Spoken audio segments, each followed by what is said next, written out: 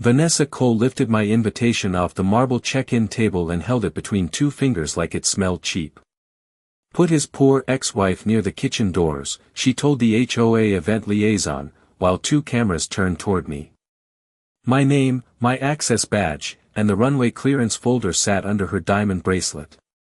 Beyond the hotel ballroom, 3 charity designers were waiting for my final approval to release the auction garments, and the freight elevator system still required my access code.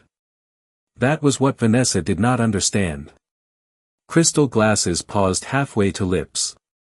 The string quartet kept playing, but softer now. The ballroom smelled like white orchids, expensive perfume, and champagne. Vanessa smiled like she had rehearsed it. "Rachel, sweetheart," she said, loud enough for Daniel's friends to hear. "I am so glad you could afford the bus fare." A few people laughed. Not many. The sound scattered across the marble floor and died beneath the chandeliers. I stood at the entrance in a simple black coat, rain still clinging to the hem. My hair was pinned low. My makeup was quiet. Nothing about me asked for attention. That disappointed her. She wanted a spectacle. She wanted worn shoes, a nervous smile, maybe a dress from a clearance rack.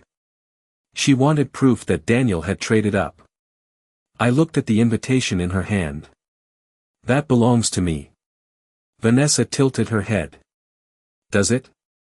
The HOA liaison reached for the access badge on the table. His fingers touched the corner first. I placed my hand over it. Gently. Firmly. The small motion changed his face. He glanced down at the badge, then at the folder beside it. A red notification blinked on the tablet near the check-in station. Freight elevator access pending. Garment security hold active. The liaison swallowed. Vanessa missed that part. She was too busy smiling for the cameras. Daniel stood near the bar in a navy tuxedo, glass in hand, watching from a distance. He did not step in. That hurt less than it should have. Maybe because I had expected it. Maybe because old disappointments become quieter with time. Vanessa leaned closer. "You know, this is a private party." "Then why did you invite me?" A small silence opened around us. One photographer lowered his camera. A woman near the champagne tower turned her head. Vanessa's smile tightened. "Because I thought it would be good for you to see how far Daniel has come." She paused.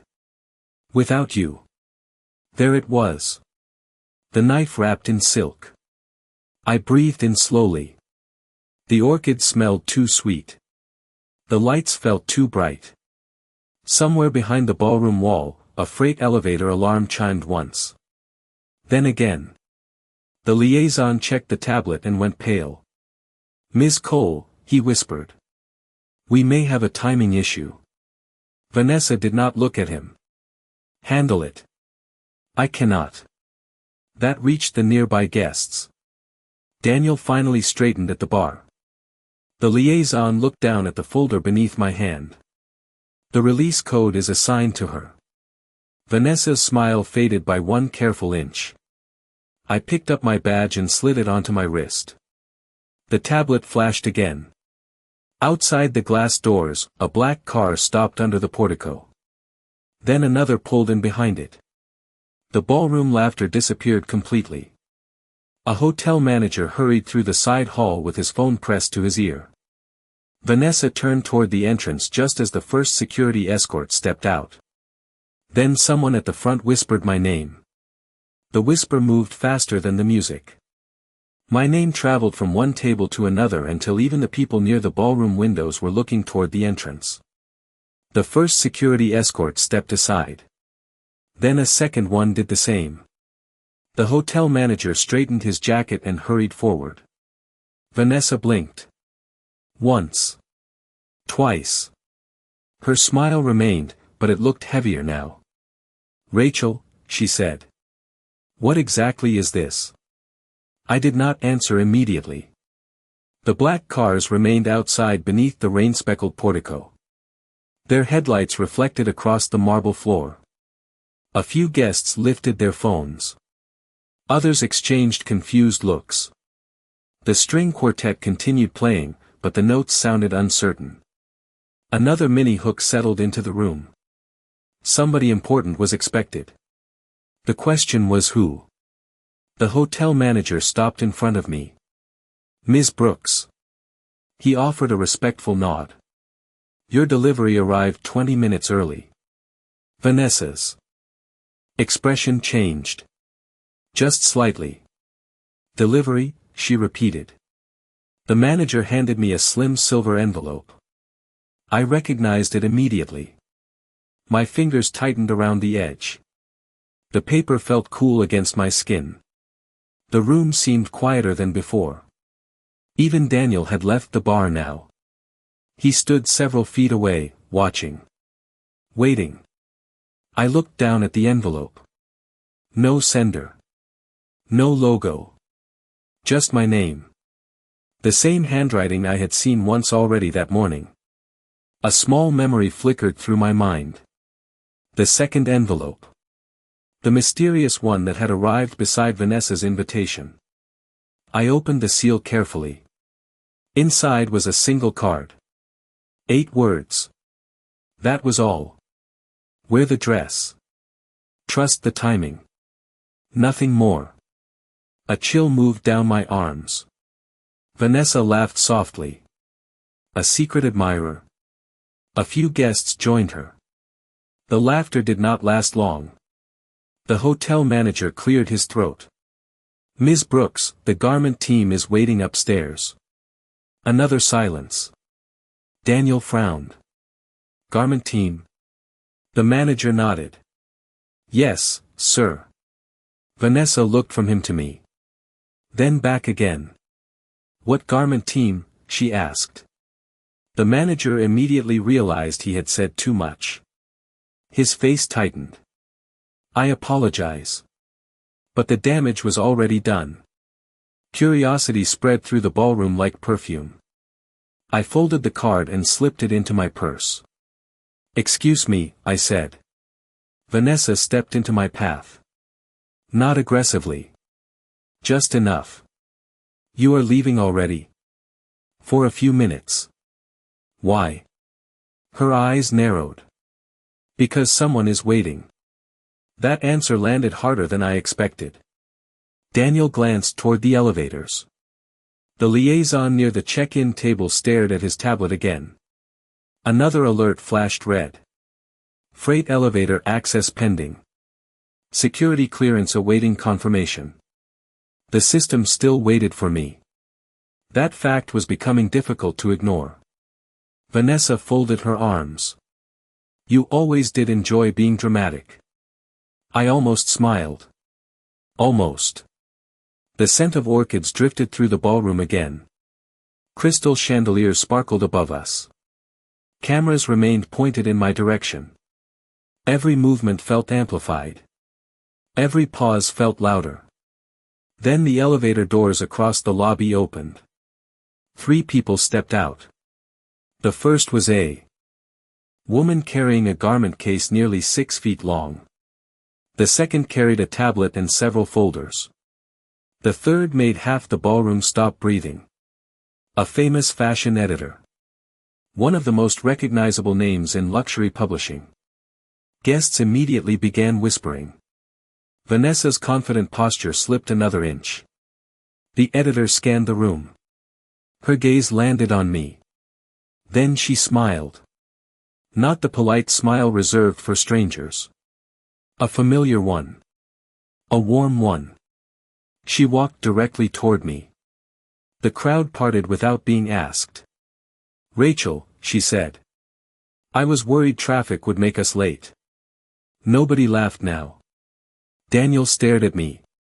Vanessa stared at the garment case. The editor glanced around the ballroom before lowering her voice. "Before we open it," she said, "there is something you should know about who sent it." The ballroom seemed to lean forward at once. Nobody moved. Nobody spoke. Even the photographers lowered their cameras for a second. The fashion editor stood close enough for only me to hear her next words. The sender insisted on complete privacy until tonight. Her voice was calm. Professional. But there was something else beneath it. Respect. I looked at the garment case. Long, elegant. Mysterious. The silver clasps reflected the chandelier light. Vanessa was staring at it now. So was Daniel. The editor glanced around the room. The instructions were very specific. Another small hook settled into the silence. What instructions? I asked. She smiled slightly. That you open it only when everyone is watching. A ripple passed through the crowd. People exchanged looks. The woman carrying the garment case stepped forward. Her white gloves contrasted against the dark fabric covering the case. Cameras rose again. Someone near the back whispered my name. The sound traveled quickly. Rachel. Rachel Brooks. Rachel Brooks. The editor nodded toward the elevators. We prepared a private suite upstairs. Vanessa stepped forward immediately. A private suite? Her laugh sounded forced now. This is becoming quite a production. The editor turned toward her politely. Some moments deserve care. Vanessa opened her mouth, then closed it again. For the first time. That evening, she had no immediate response. I noticed Daniel watching her. Not me. Her. That detail stayed with me. The editor gestured toward the elevator lobby. Whenever you are ready. I looked toward the ballroom windows. Rain tapped softly against the glass. The city lights shimmered beyond the storm. Then I looked back at the crowd. Curious faces. Judgmental faces. Familiar faces. Faces that had disappeared after the divorce. Faces that had believed every rumor. Another mini hook arrived unexpectedly. One face was missing. The sender. Whoever had arranged this was still nowhere in sight. I followed the editor toward the elevator. The garment case moved beside us. Security escorts walked several steps behind. Nobody stopped us. Nobody could. The elevator doors opened with a soft chime. As I stepped inside, I heard Vanessa call out. Rachel. I turned. She folded her arms. Whatever game this is, I hope it is worth it. Her smile returned. Barely. Because everybody is watching. I held her gaze for a moment. That was your idea, not mine. The elevator doors closed. The lobby disappeared. The ballroom vanished beneath us. Soft instrumental music played through hidden speakers. Nobody spoke during the ride. The editor stood beside me. The garment case rested against the wall. 30 floors above the party, the elevator opened into a private hospitality suite. Warm light spilled across polished wood floors. Floor-to-ceiling windows overlooked the city. Rain streaked down the glass. The room smelled faintly of cedar and fresh flowers. The editor exhaled slowly. All right. The woman with gloves placed the garment case on a long table. Every movement felt deliberate. Careful. Important. She released the first clasp. Then the second. The metallic click sounded surprisingly loud. My pulse quickened. Not from fear. From curiosity. The lid lifted. Soft white fabric appeared first. Then silver. Then hand-stitched details that caught the light like stars. Nobody spoke. The editor simply watched my face. More fabric unfolded. Layers of craftsmanship. Precision. Beauty. I had seen couture before. I worked around it often. This was different. Much different. A small envelope rested on top of the gown. My name was written across the front. The same handwriting. The same careful strokes. I picked it up. The paper felt heavier than before. Inside was a single photograph. The moment I saw it, my breath stopped. Because the person standing beside me in that picture should not have known who I was. The photograph trembled slightly between my fingers. Not because of the room. Because of the face beside mine. I stared at it for several seconds before looking again. The image was real. There was no doubt. The lighting. The background. The date printed in the corner. Everything matched. The editor watched me carefully. You recognize it? I nodded once. My throat felt dry. The city lights beyond the windows blurred behind the rain. How is this possible? I asked. Nobody answered immediately. Another small hook settled into the room. The woman in the photograph should never have crossed paths with me. At least that was what I had believed for years. The editor stepped closer. The sender asked me to give you something else if you recognized the image. She opened a folder resting on the table. Several documents sat inside. Old photographs. Event programs. Letters. My pulse quickened. I set the picture down carefully. The gown remained draped across the table beside us. Silver embroidery shimmered beneath the warm lights. It looked less like clothing and more like art.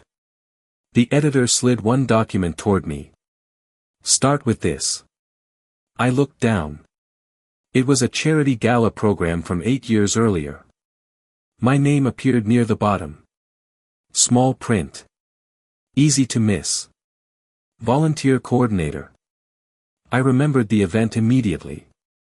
A long weekend. Little sleep. Hundreds of guests. Nobody important remembered the volunteers afterward. Or so I thought. Another page followed. Then another. Each one showed moments I barely remembered. Meetings. Fundraisers. Scholarship dinners. Community auctions. Quiet work. Years of it. Why are you showing me these? I asked.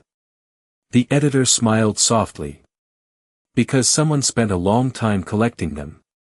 I looked at the documents again. Every page carried handwritten notes in the margins. Dates. Observations. Names. Tiny details. Whoever assembled this had been paying attention when nobody else was. A strange warmth settled in my chest. The editor pointed toward one photograph. Do you remember her? I froze. The woman from the original picture smiled back at me from glossy paper. Elegant. Confident. Instantly recognizable. One of the most influential figures in international fashion. A woman whose endorsements could change careers overnight. I remembered meeting her exactly once. Maybe 2 minutes. No more. She thanked me for helping a young model backstage, I said quietly. The editor nodded. And she never forgot it. Another silence filled the suite. Rain tapped gently against the glass. The woman with gloves continued preparing the gown nearby. Every movement remained careful. Respectful. Almost ceremonial. You are telling me she sent this? The editor looked toward the city skyline. I am telling you she noticed things other people ignored. That landed harder than expected. My thoughts drifted briefly toward the ballroom below. Toward Vanessa. Toward Daniel. Toward all the years spent being overlooked until somebody needed something. The editor handed me a final envelope. There is more. Of course there was.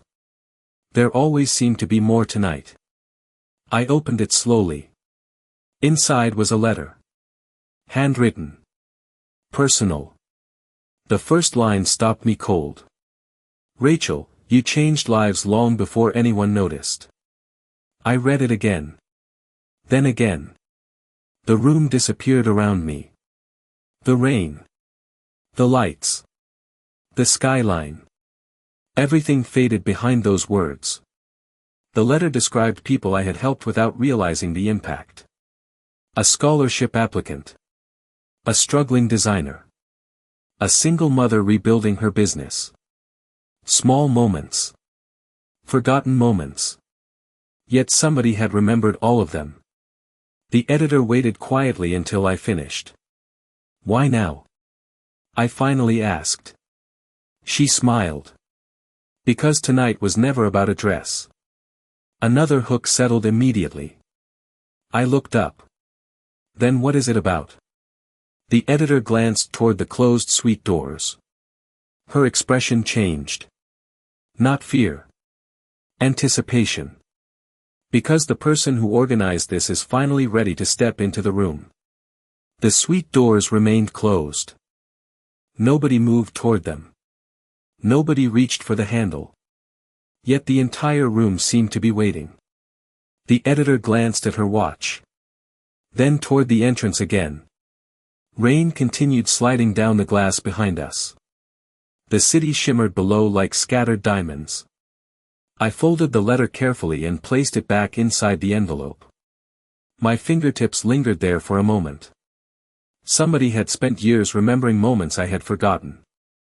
That realization felt heavier than the gown resting on the table. Another small hook settled in my mind. Why now? The editor seemed to know the question before I asked it. "Timing matters," she said softly. "More than people realize." The woman arranging the gown stepped back. For the first time, I could see the entire piece. The room grew quiet again. Silver embroidery flowed across the fabric like liquid light. Tiny hand-stitched details caught every reflection from the chandeliers above. It was beautiful. But beauty alone could not explain this night. The editor studied my expression. "You still think this is about fashion?" I looked at her. "Is it not?" She smiled. "Not even close." Another knock sounded. 3 gentle taps. Every head turned toward the door.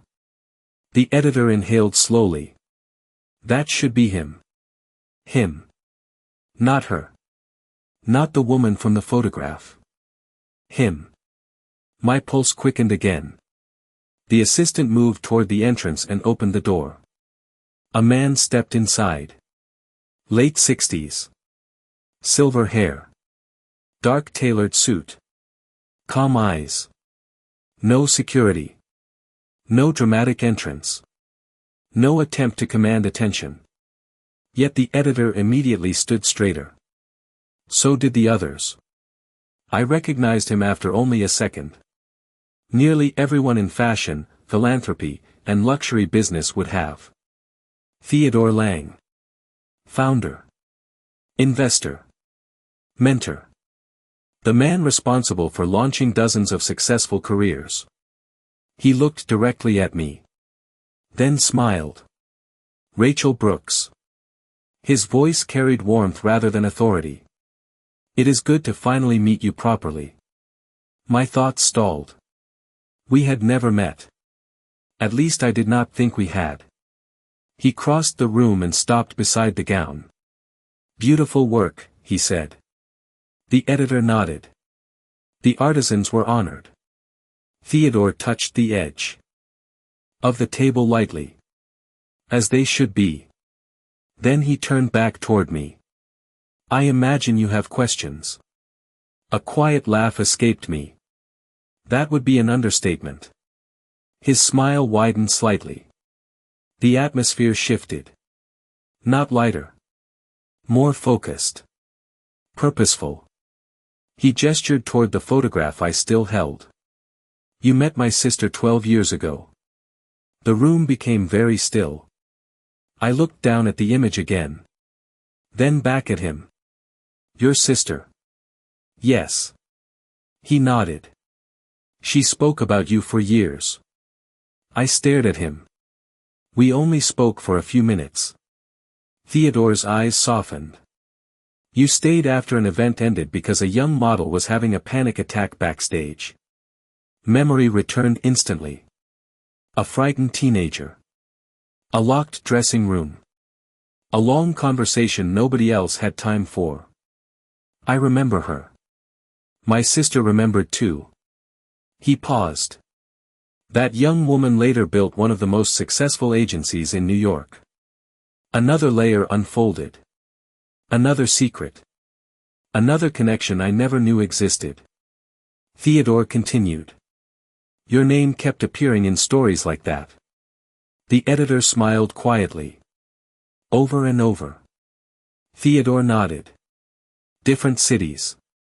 Different years. Different people. He looked directly at me. Always the same pattern. The rain outside had nearly stopped now. The city lights looked sharper. Clearer. You helped people when there was nothing to gain. Nobody spoke. Theodore reached inside his jacket and removed a small envelope. Different from the others. Older. Worn at the edges. That is why we are here. He offered it to me. I accepted it carefully. My name was written across the front in handwriting I recognized immediately. Then I saw the signature beneath it. Everything inside me froze. Because the letter had been written by someone Daniel knew very well. The signature pulled me backward 3 years in a single heartbeat. Not because it belonged to a celebrity. Not because it belonged to a billionaire. Because it belonged to Margaret Hale. Daniel's former mentor. The woman who had helped build the consulting firm where he launched his career. I stared at the name again. The ink had faded slightly with time. The paper felt fragile beneath my fingertips. Theodore watched quietly. He did not rush me. Neither did the editor. The room remained still except for the soft hum of the city beyond the windows. This cannot be real, I said.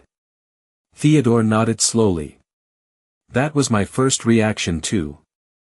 I opened the letter carefully.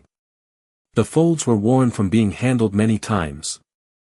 Margaret's handwriting filled the page. Elegant. Precise. Familiar. I began reading.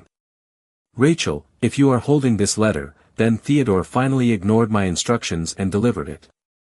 A small laugh escaped Theodore. She predicted that. I kept reading. The words seemed to narrow the room around me. Margaret described meetings I never attended. Conversations I never heard. Decisions made behind closed doors. Yet my name appeared throughout all of them. Not as Daniel's wife. Not as someone's former spouse. Simply Rachel. The woman who solved problems nobody noticed. The woman who connected people without asking for credit. The woman who quietly made difficult things easier. I lowered the page. She knew.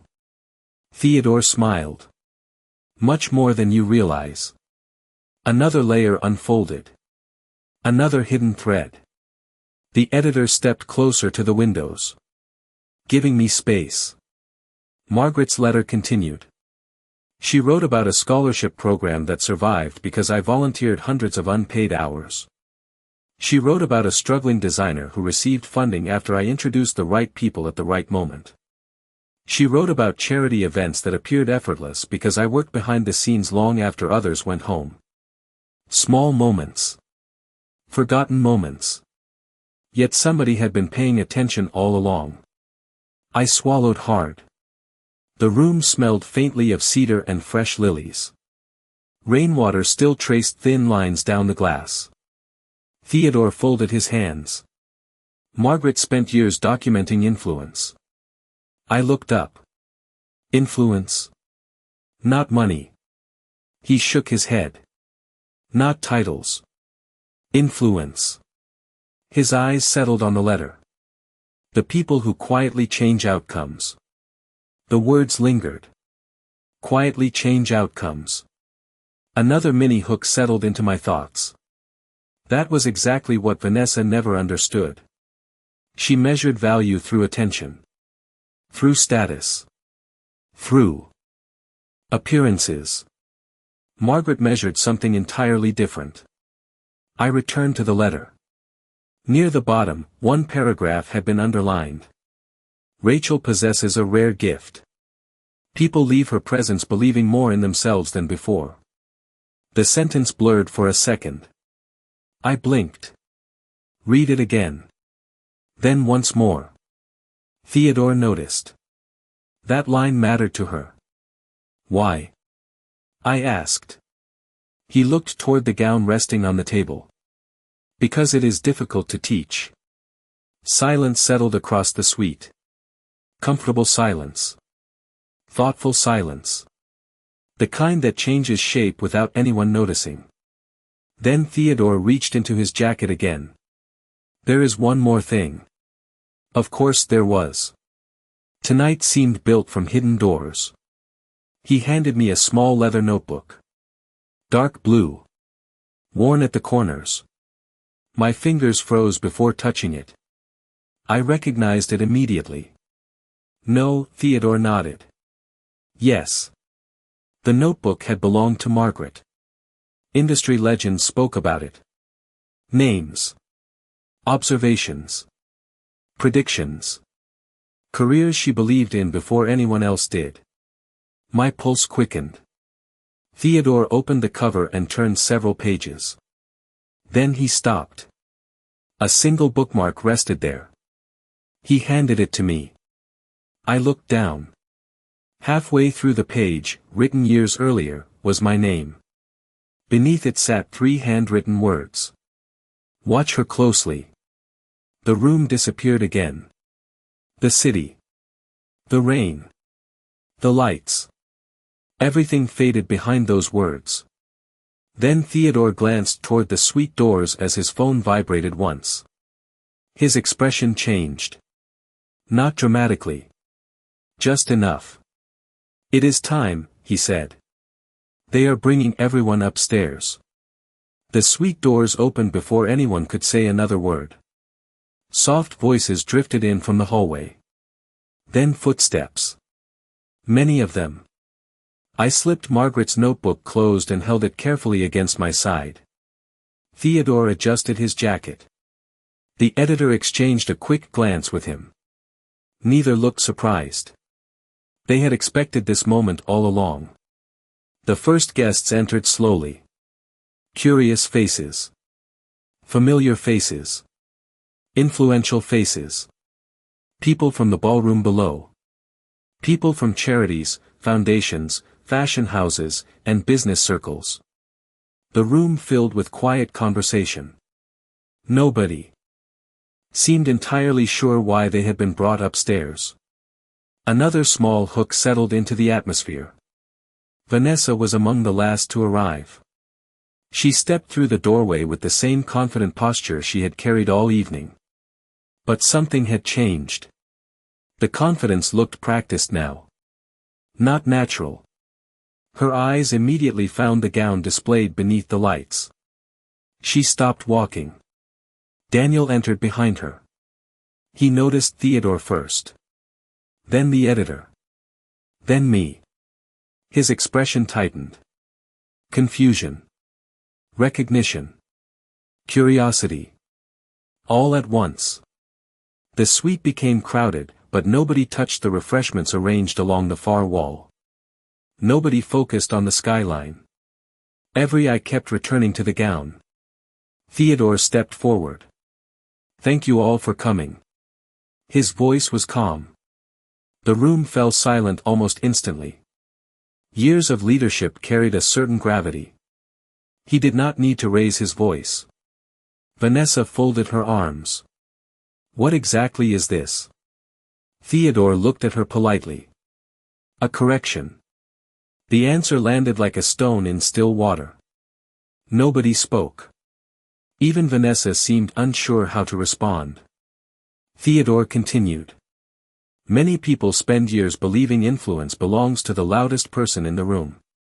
He paused. They are usually wrong. A few guests shifted uncomfortably. Daniel stared at the floor for a moment. Then back at Theodore. The older man walked toward the display table. Tonight is not about wealth. His hand rested lightly beside the gown. It is not about fashion. Another pause.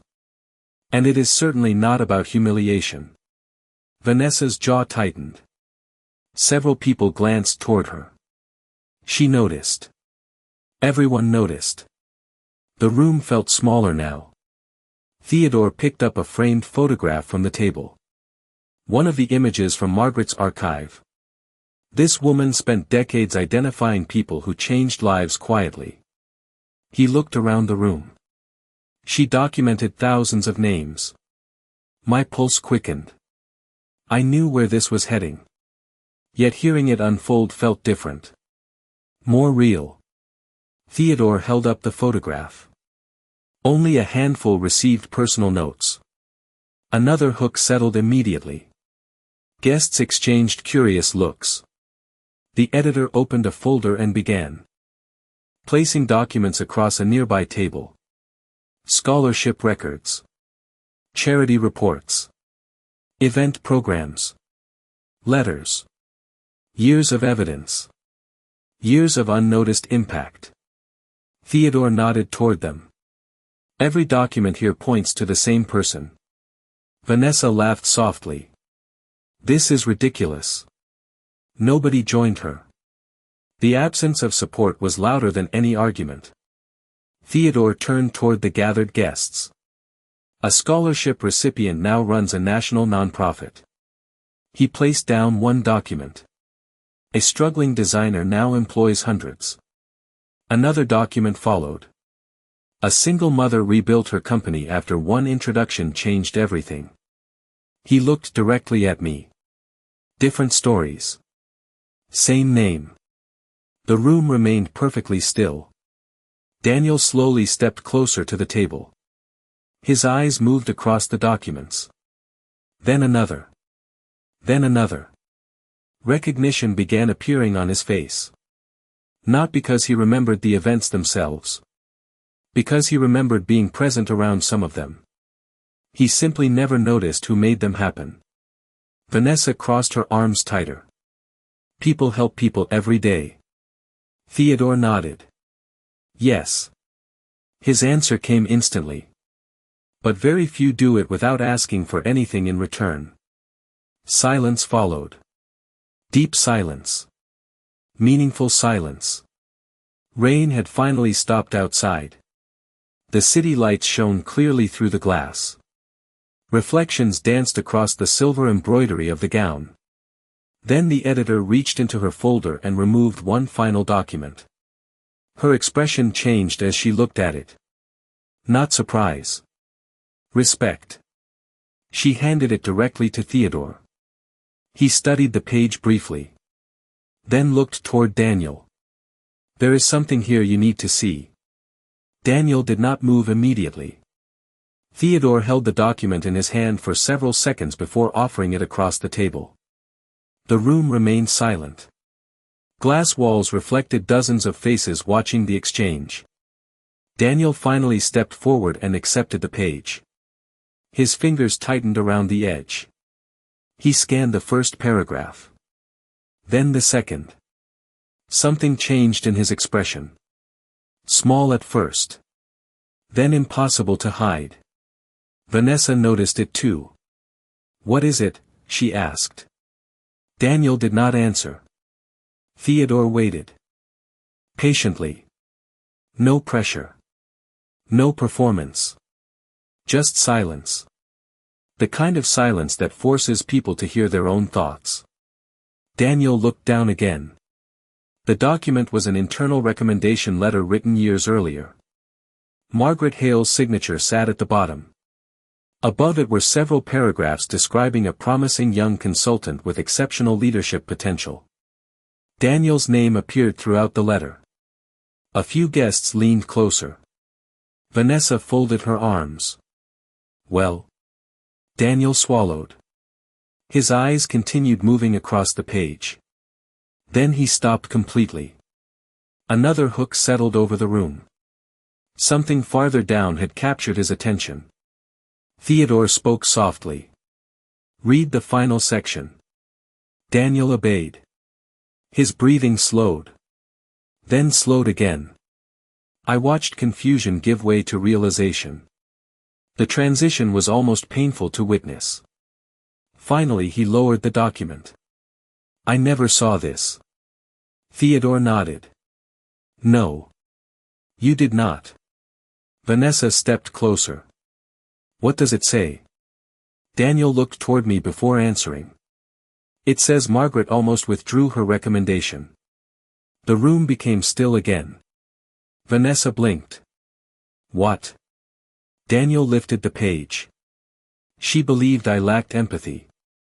A few people exchanged glances. Nobody interrupted. Daniel continued reading aloud. His voice sounded distant now. Candidate possesses strong analytical skills.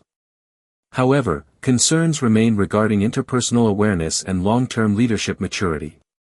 He paused. Then came the next line. The line that changed everything. Improvement observed through repeated influence of Rachel Brooks. Nobody moved. Nobody spoke. Even the city beyond the glass seemed frozen. Daniel stared at the sentence again. Repeated influence of Rachel Brooks, he repeated quietly. Theodore nodded. Margaret monitored executive development closely. Daniel looked at me. Really looked at me. Perhaps for the first time in years. The document trembled slightly in his hand. She mentioned you 16 times. Another silence followed. The editor opened a second folder and removed additional pages. Actually, she said gently, 23. She placed them on the table. More evaluations. More correspondence. More notes. Each one connected back to the same conclusion. My influence had quietly strengthened projects, teams, relationships, and outcomes around Daniel's career. Not because I sought recognition. Simply because I cared. Vanessa laughed suddenly. The sound felt sharp in the room. This is ridiculous. Nobody joined her. Again. The isolation was becoming visible now. Theodore turned toward her. Not unkindly. Why? Vanessa opened her mouth. Closed it. Then tried again.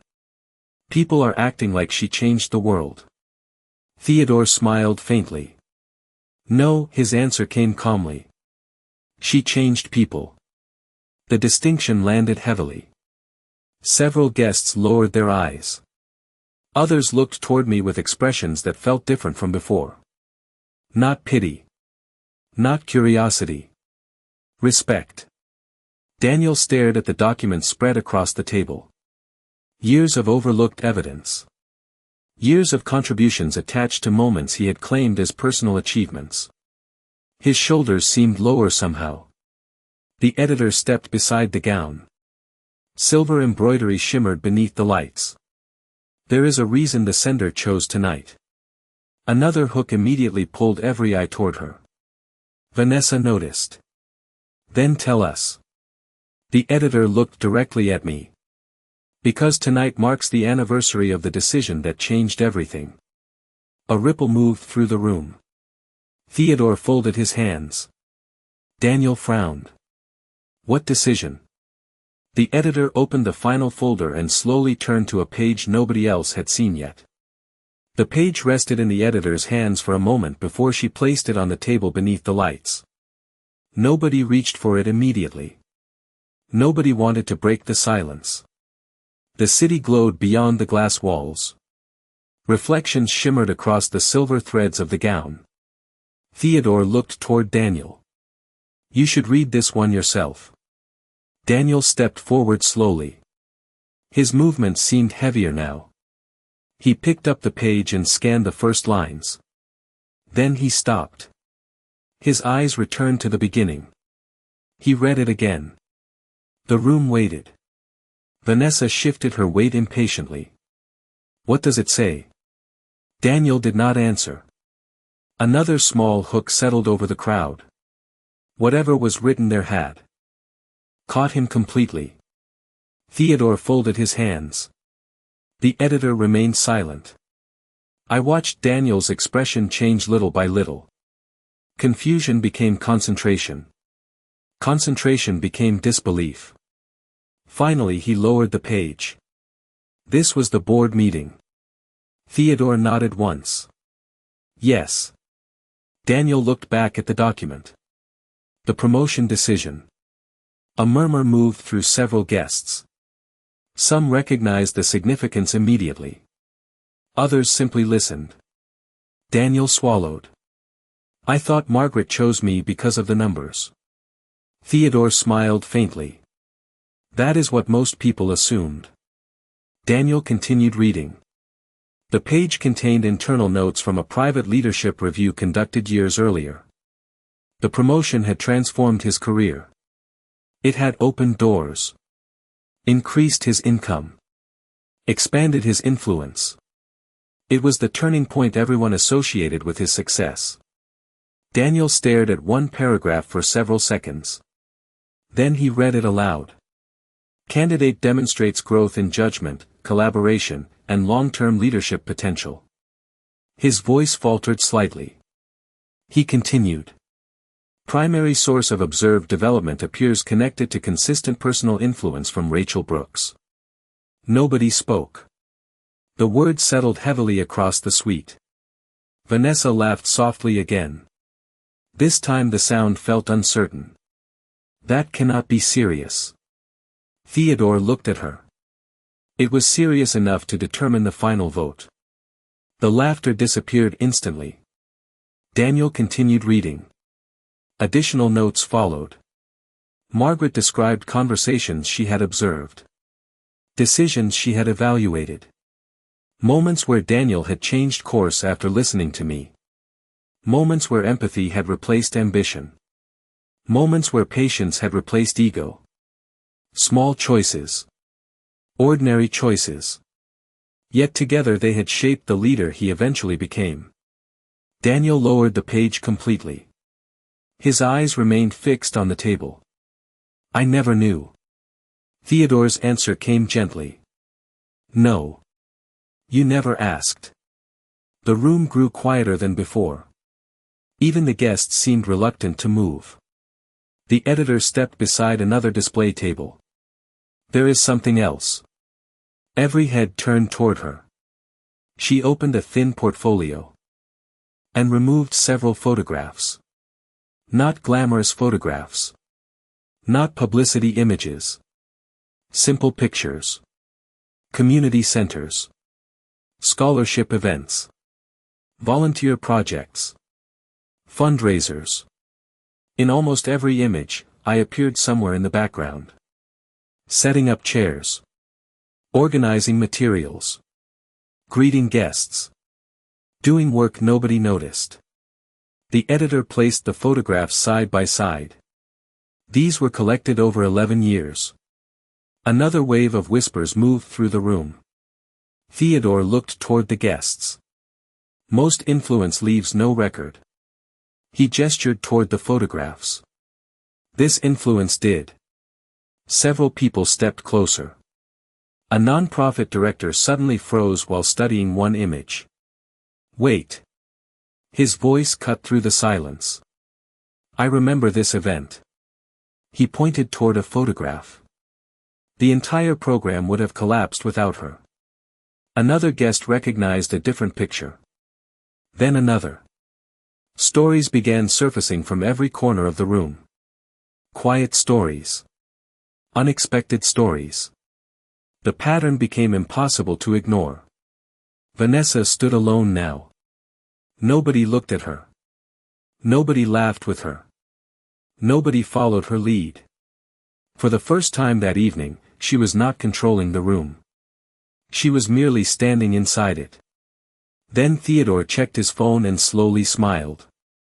Good. The single word immediately drew everyone's attention. He slipped the phone back into his pocket. The final guest has arrived. Every conversation in the suite stopped at once. Theodore's simple announcement seemed to pull the air from the room. The final guest. Nobody asked who it was. Nobody needed to. Curiosity was already moving through the crowd. The editor closed her folder. Daniel looked toward the doors. Vanessa did the same. For the first time all evening, they appeared equally uncertain. The city lights shimmered beyond the glass. Reflections danced across the silver gown. Then the suite doors opened. A woman stepped inside quietly. No dramatic entrance. No security detail. No introduction. Yet several guests immediately recognized her. Their reactions spread through the room one face at a time. Surprise. Respect. Disbelief. She was Eleanor Grant, founder of one of the largest philanthropic foundations in the country. Her work funded education programs, scholarships, community projects, and leadership initiatives across dozens of states. She rarely attended public events. She almost never attended private parties. Theodore smiled warmly. "Thank you for coming." Eleanor nodded and walked toward him. Then she turned directly toward me. Her expression softened. "Rachel." I stared at her. We had met before. Years ago. Briefly. Very briefly. At a scholarship event. I remembered helping coordinate volunteers when a scheduling problem threatened to derail the entire afternoon. We had spoken for less than 5 minutes. 5 minutes. Yet here she was. Another hook settled over the room. How many of these moments had been remembered when I thought they had vanished? Eleanor stepped beside the display table. Her eyes moved across the photographs. The letters. The documents. Then she looked at the guests. I had been listening downstairs for 20 minutes. Nobody interrupted. I heard people discussing success. She smiled gently. Most of them were discussing the wrong person. A few guests shifted awkwardly. Vanessa folded her arms tighter. Eleanor continued. 10 years ago, our foundation nearly canceled a youth mentorship initiative. She looked toward me. Funding was unstable. Volunteers were leaving. Morale was low. I remembered the program immediately. Long nights. Endless phone calls. Countless small problems. Eleanor nodded as if reading my thoughts. One volunteer refused to quit. Silence followed. Meaningful silence. She recruited help. Solved conflicts. Encouraged exhausted staff members. Connected donors with students. Eleanor smiled. The program survived. She paused. Today it serves more than 40,000 young people annually. A murmur moved through the suite. Daniel lowered his eyes. Vanessa looked away entirely. Eleanor glanced toward the photographs again. Stories like that keep appearing. Theodore nodded. That is exactly what Margaret noticed. Eleanor laughed softly. Margaret called her a multiplier. The word immediately captured attention. Someone near the back repeated it quietly. Multiplier. Eleanor heard him. Yes. She looked around the room. Some people create success for themselves. Then she looked at me. Some people multiply success for everyone around them. Nobody spoke. Nobody needed to. The truth carried its own weight. The editor stepped beside the gown. There is one final detail. Another small hook pulled every eye toward her. She reached into a velvet box resting near the display. Inside sat a small platinum plaque. Elegant. Simple. She lifted it carefully. This gown was commissioned to honor a recipient. Vanessa frowned. Daniel straightened. Theodore smiled faintly. Eleanor folded her hands. The editor looked directly at me. Not for wealth. She paused. Not for status. Another pause. For impact. The room became perfectly still. Then the editor turned the plaque around so everyone could read the engraved name. Daniel's face drained of color before anyone said a word. The engraved plaque caught the light as the editor held it above the table. Nobody spoke. Nobody needed to.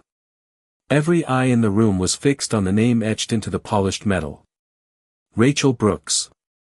The silence that followed felt different from every other silence that evening. This one carried understanding. Daniel stared at the plaque as though it belonged to someone else. Vanessa looked from the plaque to me and back again. She seemed to be searching for a mistake. Some explanation. Some hidden trick. She found none. The editor carefully returned the plaque to the velvet box. This recognition was approved unanimously, she said. Industry leaders, non-profit directors, educators, and community partners all contributed. Another small hook settled across the room. This was bigger than a single organization. Bigger than a single event. Theodore nodded. Margaret began the process years ago. Eleanor smiled softly.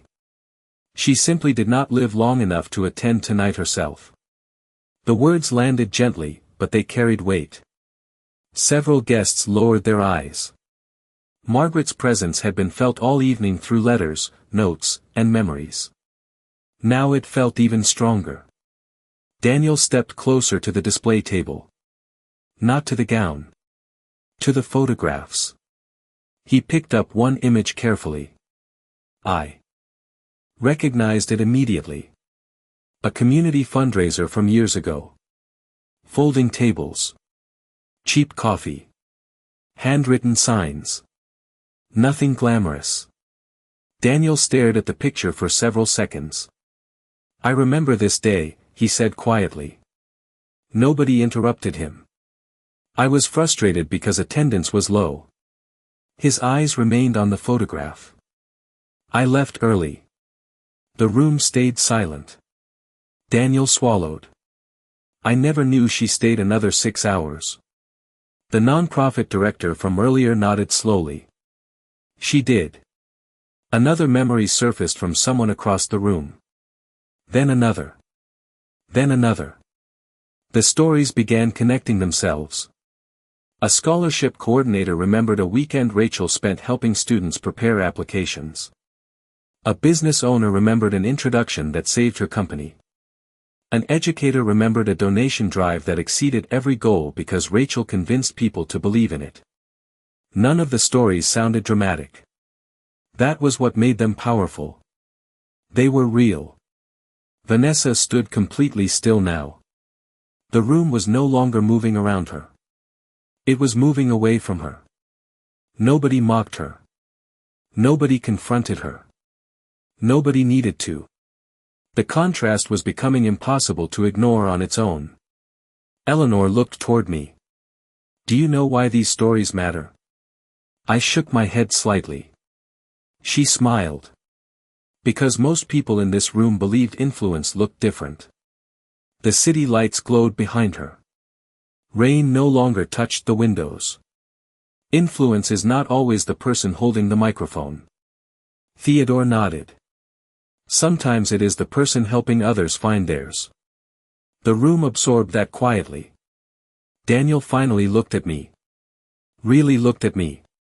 There was no defensiveness left. No pride. No argument. Just recognition. I missed all of it, he said. His voice was barely above a whisper. I did not answer. Some truths speak for themselves. The editor closed the final folder. The documents. The photographs. The letters. Years of evidence now rested in plain view. Nothing hidden anymore. Then Eleanor glanced toward Theodore. He checked the time and smiled faintly. There is one final message Margaret wanted delivered tonight. The room settled into complete silence. Nobody checked a phone. Nobody whispered. Even the city beyond the glass seemed distant now. Theodore walked to the table where Margaret's letters rested. He opened a slim envelope that had remained untouched all evening. The paper looked older than the others. Carefully preserved. Eleanor stepped beside him.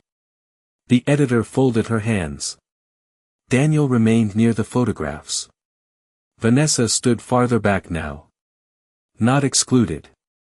Not attacked. Simply no longer the center of attention. Theodore unfolded the letter and looked around the room. Margaret asked that this be read only after every other piece of the story was understood. Another small hook settled over the guests. He began reading. Rachel, if this message has reached you, then the room has finally seen what it spent years overlooking. The words moved through the suite gently. Nobody interrupted. Theodore continued. Success often receives applause. Character rarely does.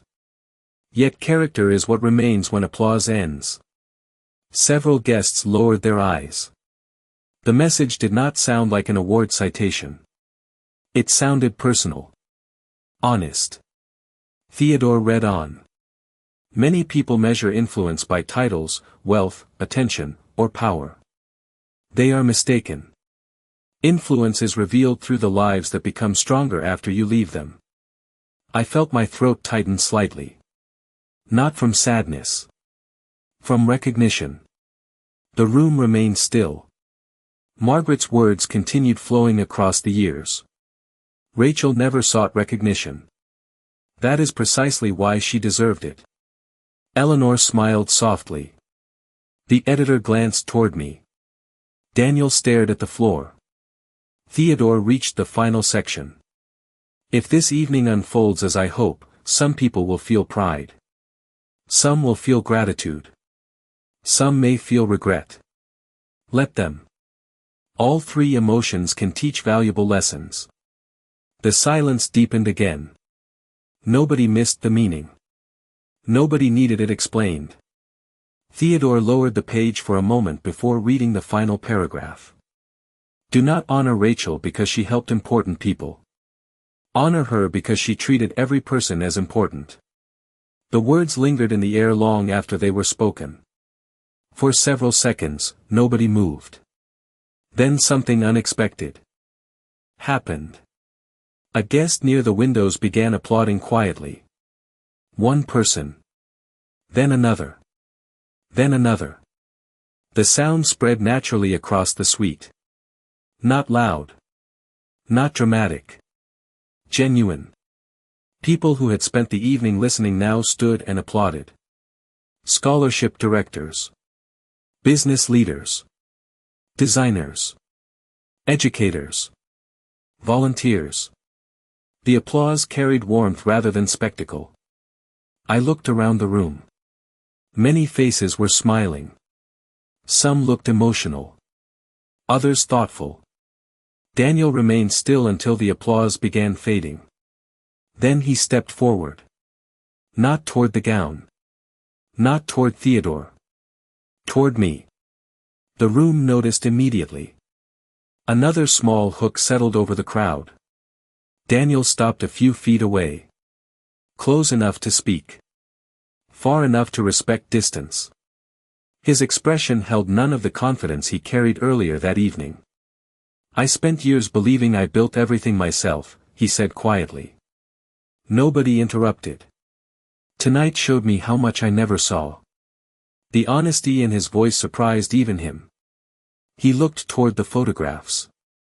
Then back at me. I cannot change the past. He paused. But I can finally tell the truth about it. I nodded once.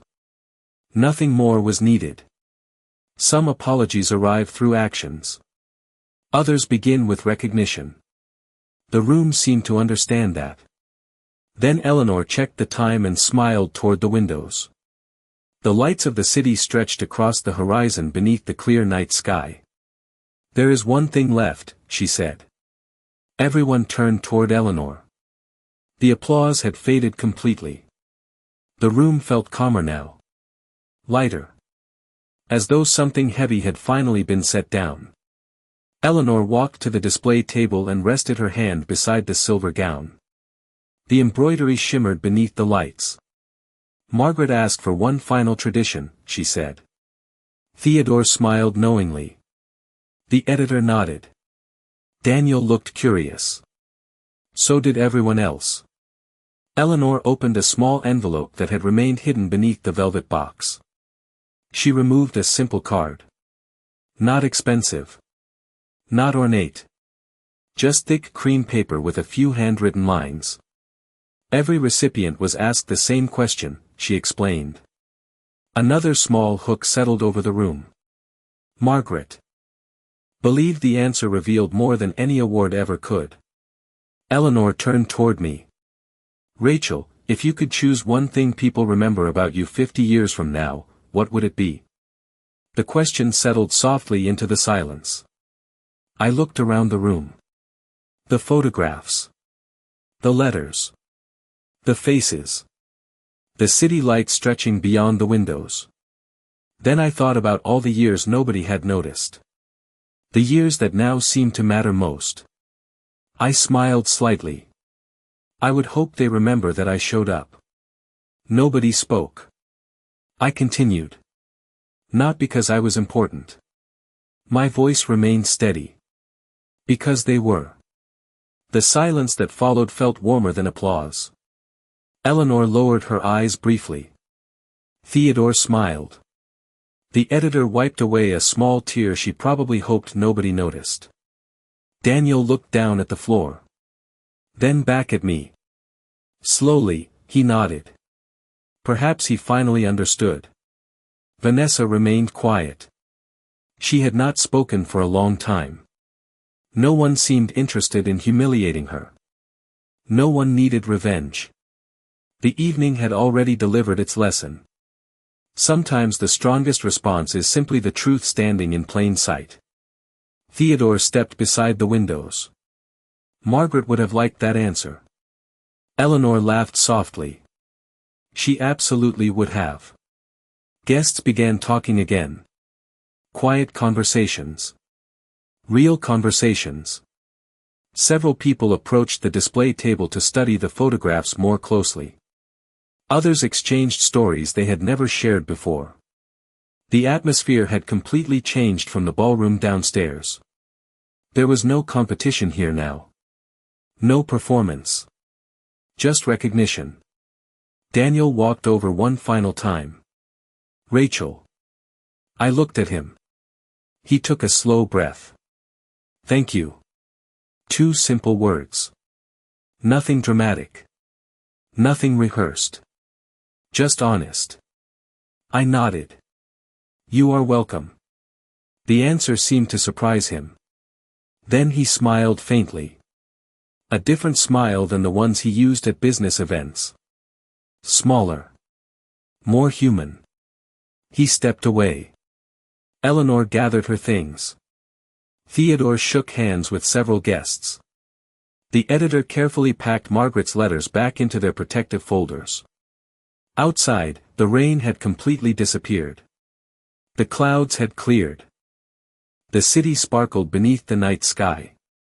I walked toward the windows and looked out across the lights. Reflections shimmered across the glass. Behind me, conversations continued quietly. Ahead of me stretched thousands of stories I would never know. Thousands of people helping others without recognition. Without applause. Without anyone keeping score. Margaret had been right. Character remains when applause ends. I rested my hand lightly against the cool glass and watched the city breathe beneath the stars. For the first time all evening, nothing needed to be proven anymore.